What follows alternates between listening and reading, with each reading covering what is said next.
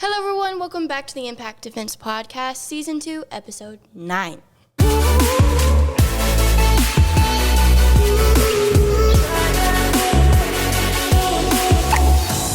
In this episode, we're going to be talking about the problem with women's self-defense seminars, workshops, or anything like that.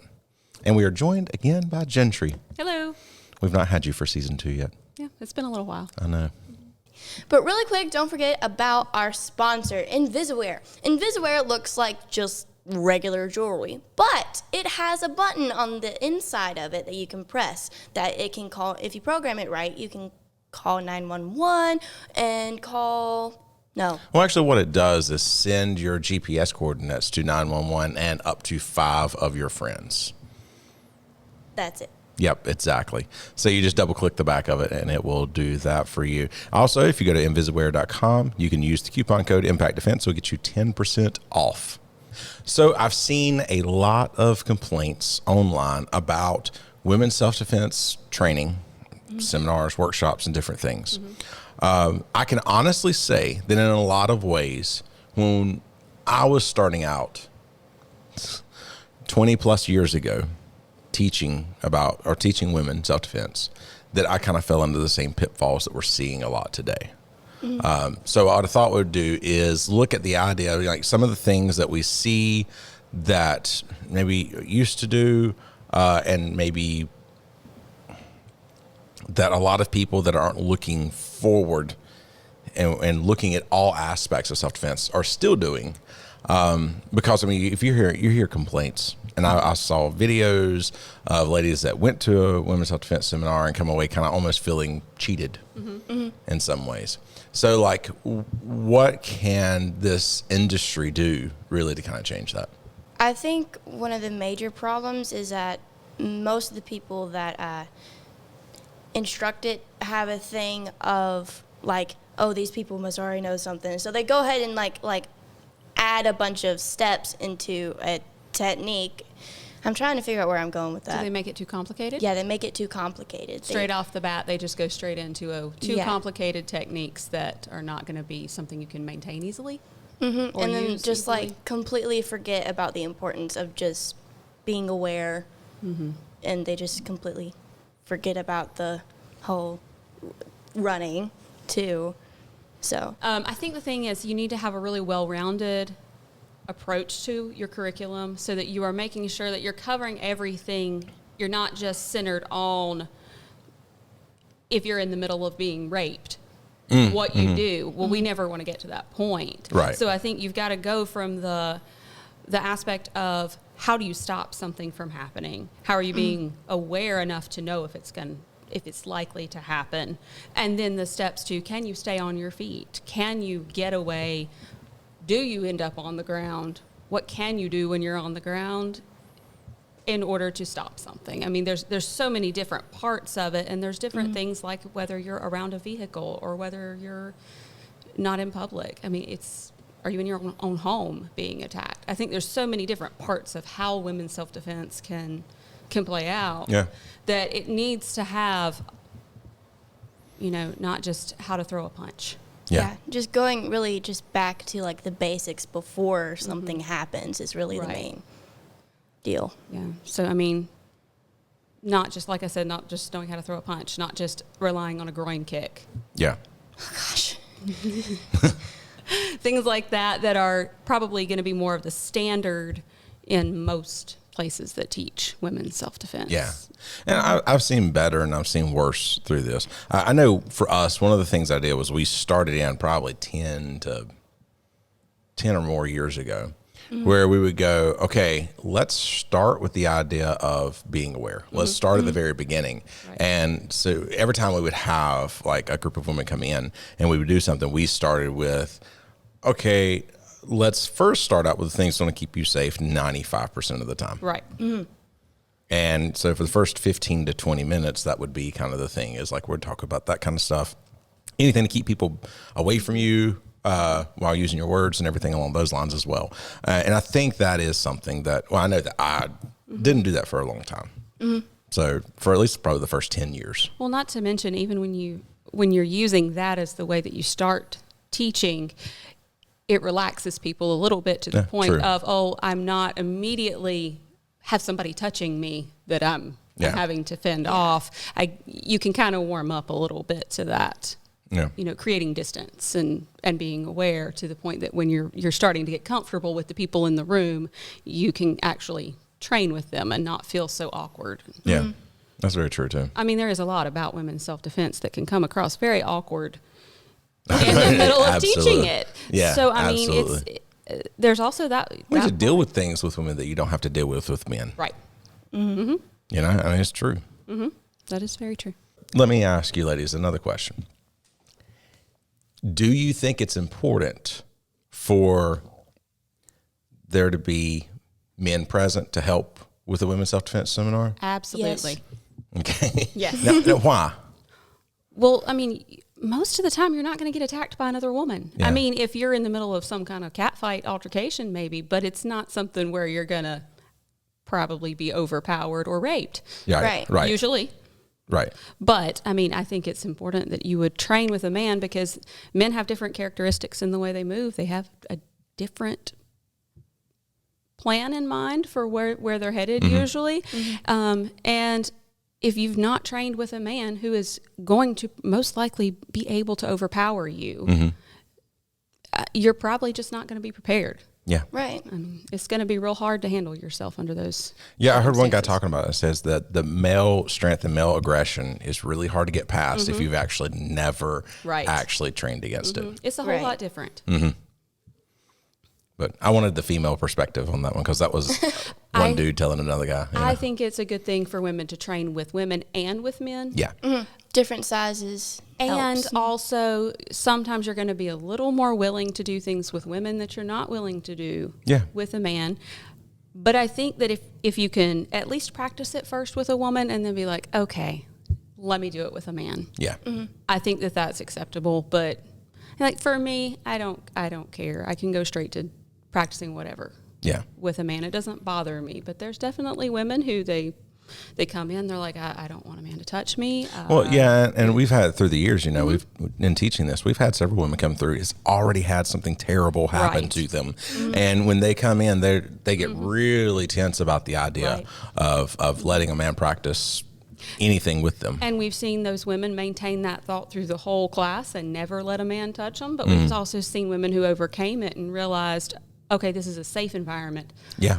I can practice this with him, and I'll be better off. We're extremely determined to do it in some cases. Right. So, yes.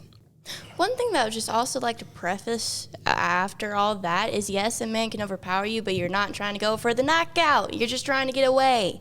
Yeah. That's something that bugs me so much. Well, okay, that's another point there is when we're training self-defense, we're not training for a fight. We're training to fight to run away. Right. And I think, in all honesty, I think most of the time that is maybe the one thing that a lot of places get right. Mm-hmm. Mm-hmm. Yeah. Most of the time. And even then, not always, but still yet, most of the time. I think maybe addressing things like, you hit the ground. Mm-hmm. Yeah, what happens if you hit the ground? Right. If that's never addressed and never worked with. Then not to mention the hitting the ground itself. Oh, yeah. Because if you've never hit the ground because someone else put you there, that in itself can just cause you to freeze up and you not even know what to do. So just training to hit the ground and be able to function in the next couple seconds after you've hit the ground, that makes a big difference. Yeah, that's a really good point that I had not even really thought of, to be honest with you. I mean, that is something we should consider adding in. Yeah. Because we don't usually train women to hit the ground in that situation. Yeah. Right. Mm-hmm. It's true. It's usually if you've ended up on the ground kind of thing. Not taking in the psychology of self-defense and the natural reactions of fight, flight, freeze, and fawn, which we'll actually be addressing in the very next episode. But anyway, not taking those things because when I've been through some stress scenario training under some other people, I've seen people completely freeze up. I've seen people just like that reaction as soon as that stress hits. It takes over a lot of times, and not ever addressing that. And that's one of the things I really, really love that we have done in more recent years is starting to introduce more stress scenario drilling training within our normal seminars as well. Yeah. You need to know how you react in certain situations. Yeah, absolutely. So what should a good women's self-defense workshop cover? Awareness, Yeah. gut instincts. Yeah, I was actually going to bring that up because I was thinking about going back to that book that you and I both read. The gift of fear. Yeah. We will. I have put that in the description of several podcasts. I will definitely put that one again. This one. Yep. It is so good when it comes to talking about just dealing with your instincts in these situations. There's also that Superpower for Women. Did you ever read that one? I did not read that Okay, one. I've that read one's- When Violence is the Answer. Yeah, and that one's a good Gift one of as well. Fear. A couple others, but I But don't remember what they were. there's a few that are out there that are really good about taking the idea of trusting your instincts and using those instincts in those situations. Running away is one thing. Yeah. Yeah, a lot of places and a lot of times, and I've been guilty of it too, saying like, if you can run away, you should, but never really discuss the idea of how you should do that. Like looking for cover concealment, all the different things. And I know you can go really deep into that, like with tactical running and different things along those lines, but still, even just giving some basics to that. And that's something that I know that I failed at for a long time. Practical striking. Yeah. Not any of the stupid stuff, and just practical ways to strike. Spin hook kicks to the head. Exactly. You'll take them out the first time without even practicing. That's right. You don't need to train on it. Do it one time in here. You got it. Yeah. No, but it's stuff like, palm heel strikes, hammer fists, elbow strikes, knees, yes, the groin kick, all of these things, getting in some really good kind of mean. And then also I think a decent thing would be like talking about where to strike, where to hit people Right. and all those things. Because if you just like hit me as hard as you can and you punch me in the chest, it's not Flailing going to. is not going to. Flailing strikes are not going to help in that. No. What to do if you get picked up? Taken off your feet. Yeah. I mean, don't help them carry you. How can you be the hardest person to carry ever? Yeah. Yeah. Taking tips from your toddlers. Yeah. So, can we think of anything else before I start moving along? I was just trying to hit some of the lesser mentioned things. Yeah, I know. Obviously, like what to do. Well, yeah, I mean, but I think really good stress scenario training, ending that in some way by doing something Right. along those lines, Yeah, right. to kind of put everybody under that pressure a little bit, make them feel that pressure, and make them start to use what they have worked on throughout the Yes. time. De-escalation. Now, I think that de-escalation, honestly, unless it's one female to another female, most of the time de-escalation is probably not going to. right. You're not going to use it as much. I think guys are actually going to use de-escalation skills much more than women would. Yes. And reality of what they can expect. I think most women are actually targeted by people that they already know. So grooming is a huge thing. Understanding grooming and different things along those lines. But they're picked as victims by people that already actually know them. So Right. making sure that we kind of cover all of that as well. Yep. But also ambush attacks. I think grooming is actually probably some version of grooming is number one, Right. but ambush attacks would probably be number two. When you're talking about like a man is going to attack a woman in some form or fashion.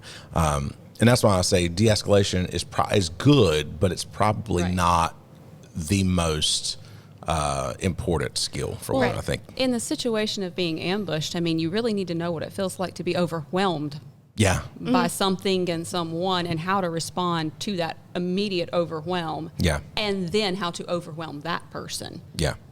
and take them off guard. Yeah, because you can do that. That is definitely something that is doable. And we've talked about it before. If you try to pick up a cat that does not want to be picked up, they can make your life really miserable for about 4 or 5 seconds before Yeah. you throw it across the room. And, that's kind of that same mentality is, number one, if you teach that awareness, and that women are going to be less likely to be able to be ambushed, Right. and then if they are, maybe they can catch it in time before their actual ambush happens. But even if they can't, then turning into that whole situation where you're going to like really quickly try to overwhelm that person.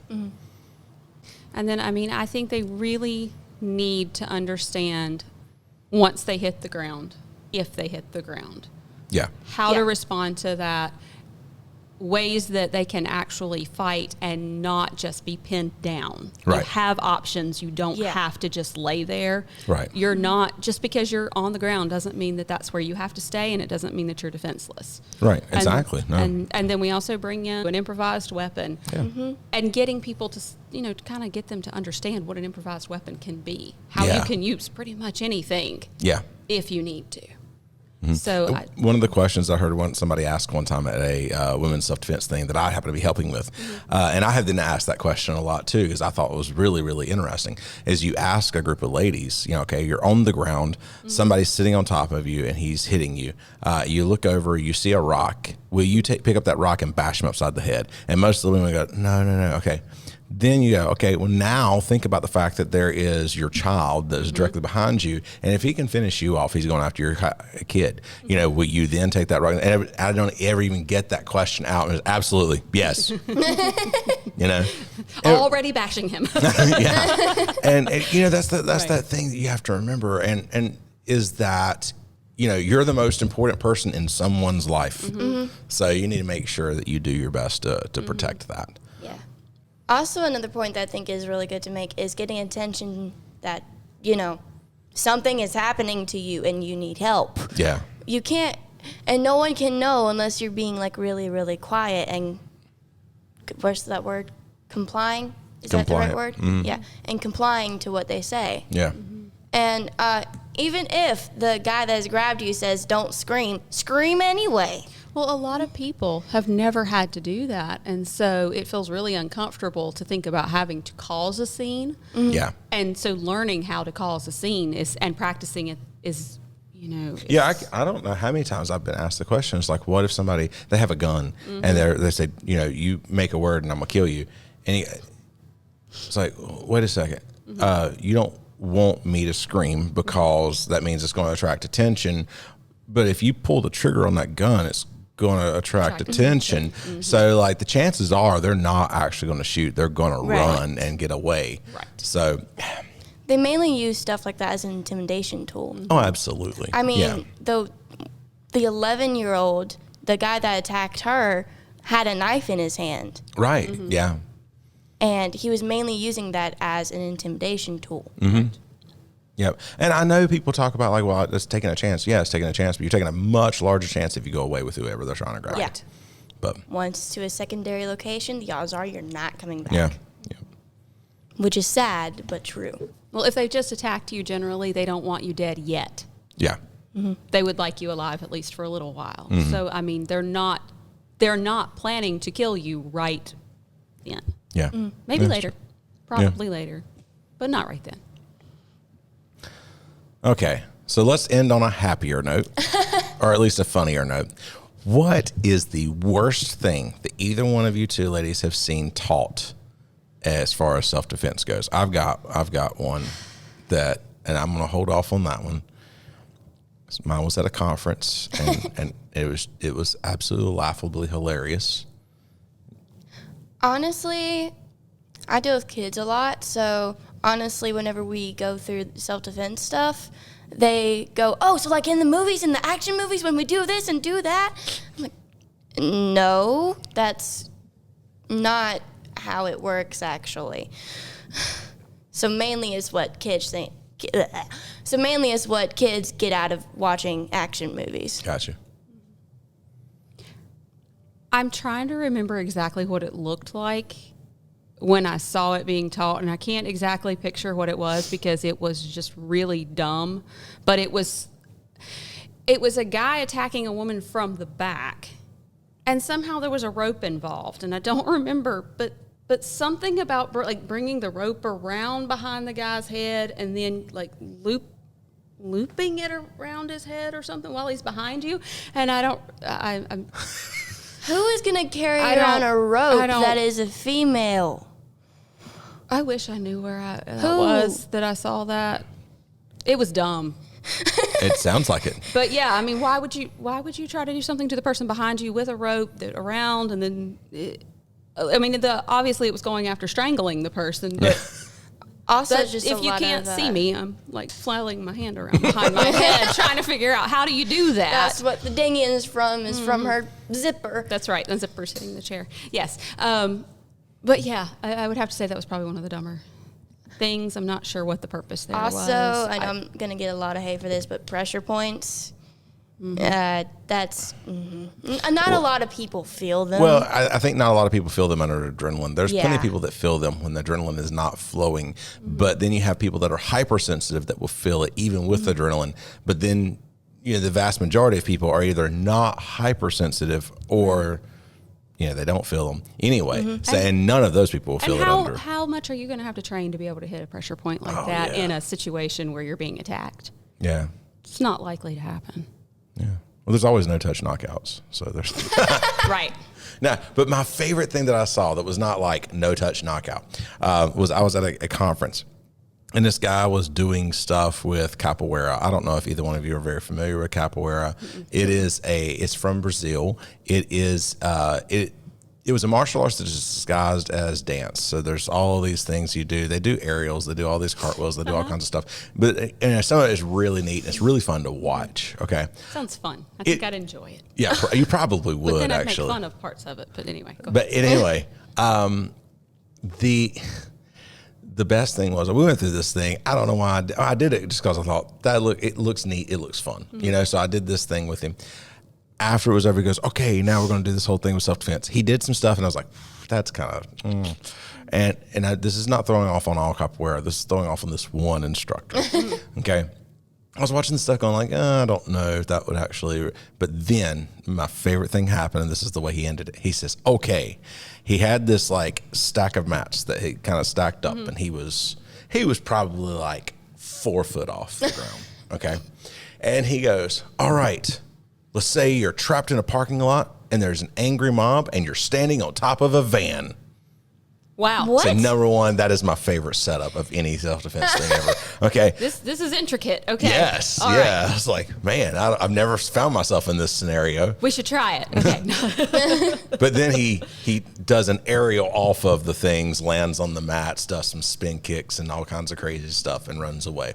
Okay. And I was just like, heck yeah, that has got to be the best and worst, or maybe I should say worst and best. I'm on top of the van. I need to get down. Let me just go ahead and get all 4 points of contact, both hands, both feet. Let me slowly climb down. But you're forgetting about the angry mob, Gentry. The angry sorry. mob that has Okay. surrounded your van. Yeah, and they'll get Okay. like And then you aerial off and land perfectly on your How feet. many people are in this angry mob? How far do I have to, how far does the jump have to go out before I can land without hitting the angry mob? I don't know. He didn't go Okay. into these details. But there's an I'm angry sorry, he mob didn't. surrounded your That would be van. important. and he didn't know. But no, that Yeah. was my favorite. It was like the dumbest self-defense thing I've ever seen taught. Right?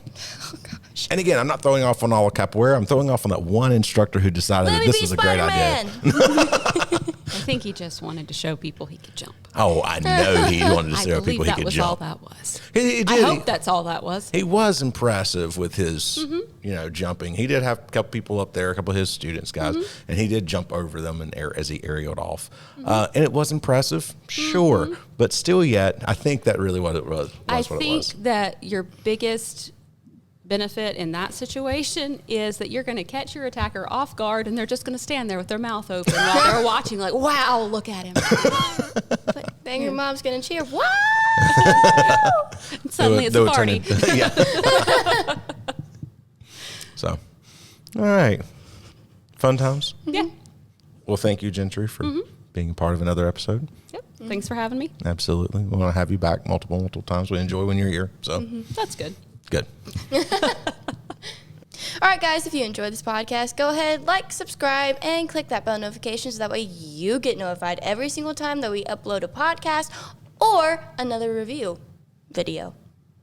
Yeah. Yeah. All right, guys. We'll see you later. Bye. Bye.